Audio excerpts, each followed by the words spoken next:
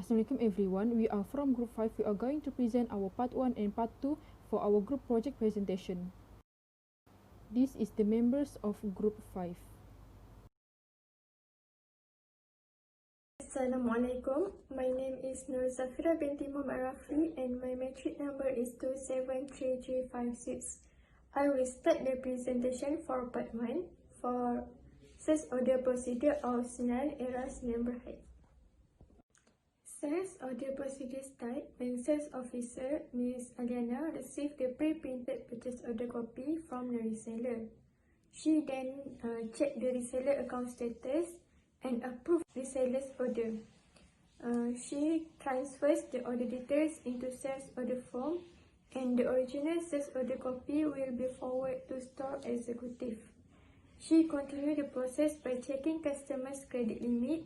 If the customer exceeds their credit limit, she will notify the customer to clear the pending payment. After that process, store executive, which is Mr. Salam, will check the current inventory balance when he received the original sales order. If the ordered inventory is available, then the operation employee will pick up the ordered goods. They also will complete the delivery note and attach the sales order copy to the packaging. The packaging, which is the inventories, will be picked up by the delivery agent and the delivery note will sign by him. Sales order process will continue by Mr. Salam, which is store executive, when he received the original copy of annotated delivery note. Then he will update the inventory card and sign the completed delivery note. The completed delivery note will forward to the account clerk for the further process. This is the context diagram for sales order procedure. There are 6 entities for sales order system, which are reseller, sales department, warehouse department, shipping department, account department, and the last one is courier. Next, the logical data flow diagram for sales procedure. First entity in this diagram is reseller. There are 5 processes for sales order procedure, which are receive order, check credit, pick up the ordered goods, pack goods, and ship the goods. The last diagram for the sales order procedure is the flowchart. The flowchart shows the whole process that occur in the sales order by the column. First column is for sales department, second is for credit department, third column is for warehouse department, and fourth column is for shipping department, and the last one is for accounting department. That is the presentation for sales order procedure part, and thank you. Hi, Assalamualaikum. My name is SITI NURIZATIE binti MOHAMMAD RASHIDI. My matric number is 273333. I will present about cash receipt procedure. Firstly, I will start with the table of entities and activity. First entity is reseller. Reseller will make a payment, either postal check or a bank transfer. Next, account officer, which is Madam Sharina. She will key in customer details, the product codes, and the quantity that have to deliver. And then she will record the transaction into the sales journals and update account receivable. And then she will print 2 copies of the sales invoice. Then she will mail to the respective reseller and attach the delivery note. And then we'll continue with cash receipt clerk, which is Miss Shasha. She will sort out all the incoming mails and set aside all check received that incoming calls. And then she will open the mail check and prepare a batch total. And then she will compile all the check for bookkeeping purpose. Next, we will continue with account receivable clerk, that is recompute the total check received, match the check, and prints out the customer notification email and identify the invoice that will have to knock off. And then continue with cash receipt clerk, that is have to record the cash collection into the cash receipt module, select the applicable sales invoice to knock off, and record the transaction into the cash receipt file, and print the cash collection report, and then She will cross the sales invoice as paid and file it together. Next, general ledger, which is account officer, Miss Akila. She will depositing the collection into the company's bank account, fills the printed cash deposit slip, and brings the check and deposit slip to the bank. And then she will keep the deposit slip into the bank deposit file. And lastly is account officer, that which function with controller. She will print out of the sales order summary report, cash receipt report, and the customer aging report. I will continue on with context diagram for cash receipt. That is for external entities, which is customer, cash receipt payment, general ledger, and bank. Firstly, customer as a reseller, I have to make payment and to the cash receipt payment, and then the total cash receipt have to the general ledger, and then have to deposit to the bank. Next, to the logical data flow diagram for cash receipt. Firstly, customer with transfer with postal check to the open mail, that is to prepare a total batch summary. Transfer to the record of cash collection in the cash receipt. Will transfer to the bank deposit, to the sales invoice, to the cash receipt file, to the general manager, and to the customer master file. And the customer master file we transfer to the account receivable subsidiary ledger, and then to the update general ledger. Update general ledger will go to the general ledger record. Lastly, I will present about the system flow chart of cash receipt.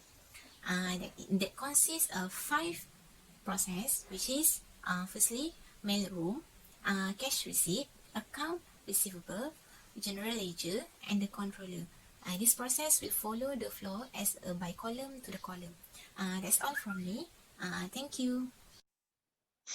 Hello, hi. My name is SHAFINA binti HUZAIME.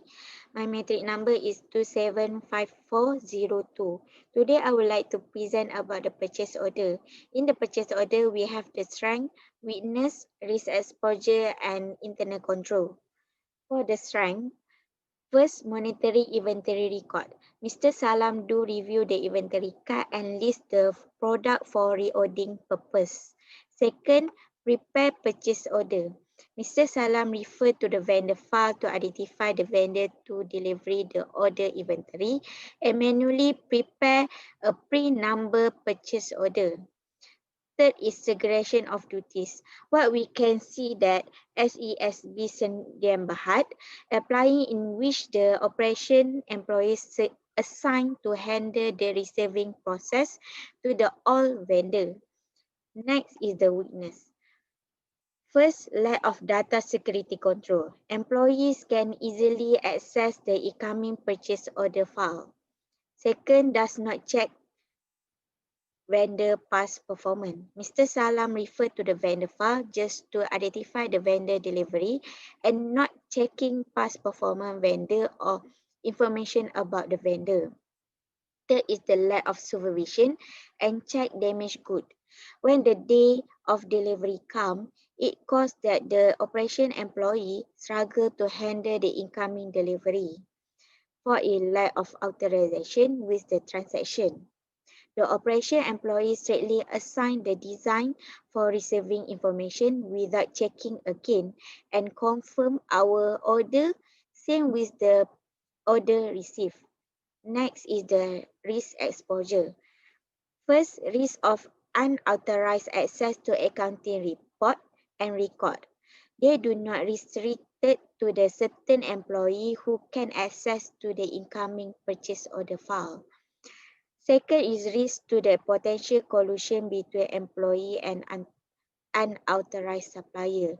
It can manipulate the price of goods due to the Mr. Salam not checking the past performance of vendor. Third is the risk of receiving incorrect item, quantity or damaged good. Operation employee do simply on verification of the quantity received on delivery note without physical inspecting and counting number of inventory arrived. Risk of misappropriation of cash and inventory. Operation employees do not check and review whether it is the same with the purchase order and inventory received. Next is the internal control. For the lack of data security control, we use IT control. SESB Sdn Bhd should have the restriction of access to the document such as the password. Second, does not check vendor past performance. SESB Sdn Bhd have to make the past performance vendor report and check when the vendor approved by the company. Third is lack of supervision and check damage code. It has two internal control, which is the physical control. For the physical control, the operation employee must be verified to the correct item, quantity and good condition when the receive inventory. For the IT control, we can use the scanner technology. So when we use the scan barcode, the system will verify the item received match with the purchase order. Fourth is the lack of authorization with the transaction. We use the physical control, supervision on operation employees such as segregation of duty in the inventory control from the inventory warehouse. That is all from me. Thank you.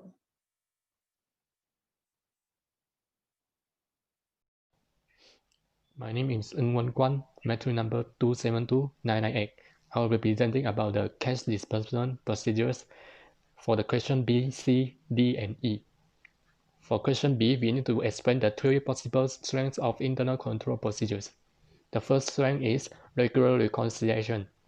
This is because the supplier invoice details are reconciled with the respective purchase order by the Ms. Lisas.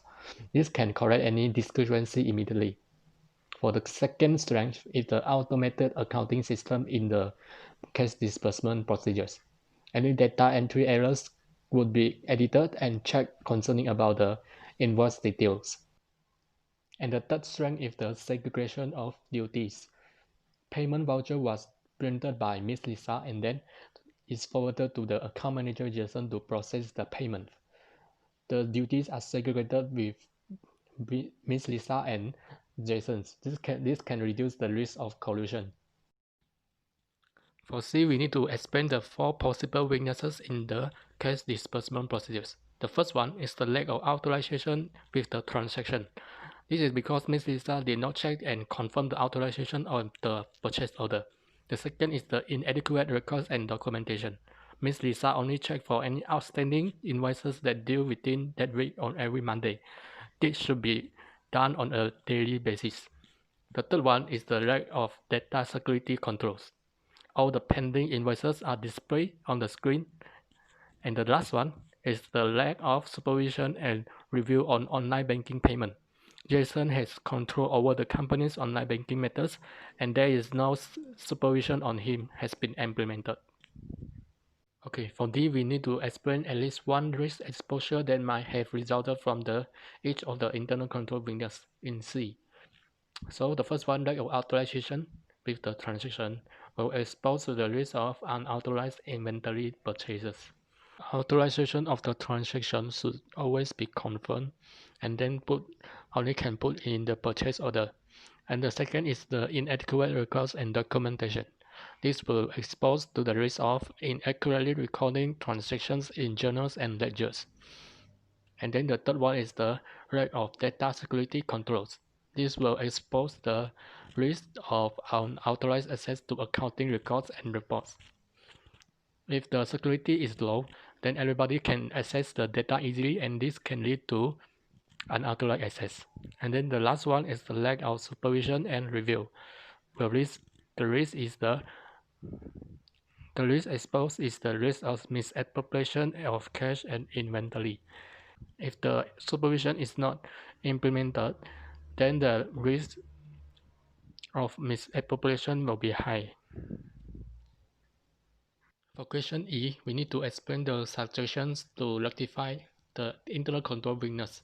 So the first one is the lack of authorization with the transaction. We need to establish the physical control by implementing transaction authorization. which means that the Miss Lisa need to obtain the authorization, then only she can put in the purchase order. And then the second one is the inadequate records and documentation. The company needs to perform the independent verification to ensure all transactions are genuine and recorded timely. And then the third one is the lack of data security controls. In this case, we can implement IT control to establish the password so that only the person who knows the password can access to the data and information. And then the last one is the lack of supervision and review on the online banking payment. The company need to implement supervision on JSON as well as independent verification of the online banking payment transactions. This is to reduce the risk of JSON misusing the cash of the company through the banking system. Assalamualaikum Doctor, I am ASYIKIN binti SABIR from Group 5. So today I'm going to present the part 2 with the title of Ways to Fight Cybercrimes.